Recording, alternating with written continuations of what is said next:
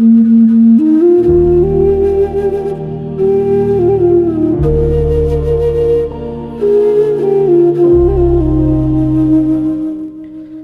শহর থেকে ৫ কিলোমিটার দূরে অবস্থিত চরখিদিরপুর, কিন্তু মাত্র ৫ কিলোমিটার দূরে অবস্থিত হলেও এখানকার মানুষের জীবন হয়ে উঠেছে জীর্ণশীর্ণ, শুধুমাত্র দুর্বল যোগাযোগ ব্যবস্থার কারণে। দূরত্ব কম হলেও উন্নয়নের আলো এখানকার মানুষের জীবনে যেন এখনো পৌঁছায়নি। শহরের এত কাছে থেকেও চরবাসীরা আজও ন্যূনতম নাগরিক সুবিধা থেকে বঞ্চিত। এই এলাকার মানুষগুলোর সবচেয়ে বড় সমস্যা যোগাযোগ ব্যবস্থা।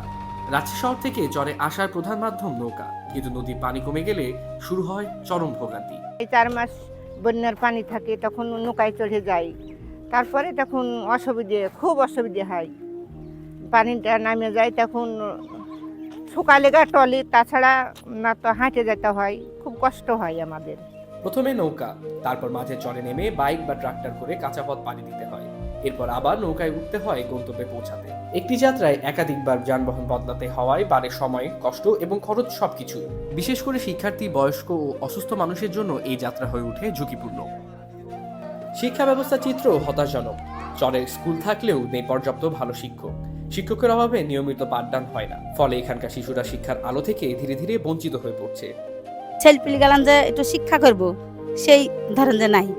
তাহলে আমরা তো একটু শিক্ষা চাহাচ্ছি নেই। 12টা বাজে যায় মাস্টার আসতে, মাস্টার ধরেন যা আইলি আসে, দেহটা ধরেন যা ক্লান্ত হয়ে যায়, তখন আইসি তখন আরাম টারাম সারা 1টা বাজে। আবার স্কুলে হয়তো পড়লে না পড়লে হইলেও যে আবার চলে যায় ধরেন যে, তাহলে কখন ছেলেপিলি পড়বে। স্বাস্থ্যসেবার অবস্থাও একই রকম করুন। এখানে নেই কোনো স্থায়ী চিকিৎসা ব্যবস্থা, নেই ডাক্তার। সাধারণ অসুস্থতা থেকে শুরু করে জরুরি রোগীর ক্ষেত্রে শহরে নেওয়া ছাড়া কোনো উপায় নেই। আর সেই যাত্রাপথ অনেক সময় হয়ে ওঠে জীবনের জন্য ঝুঁকিপূর্ণ।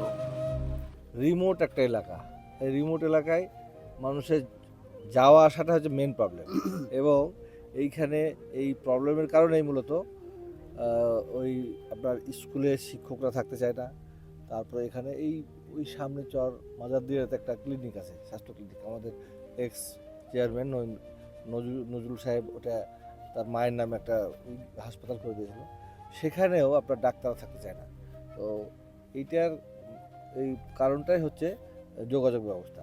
এটা 54 নদীর যে বাংলাদেশ, এই নদীর পাড়গুলো নেই, যে হাওর বাউর এবং হচ্ছে এই সমস্ত চর এলাকা এবং বর্ডার এলাকায় যারা আছে, তারা তো প্রকৃতির সঙ্গে যুদ্ধ করে তারা টিকে থাকে।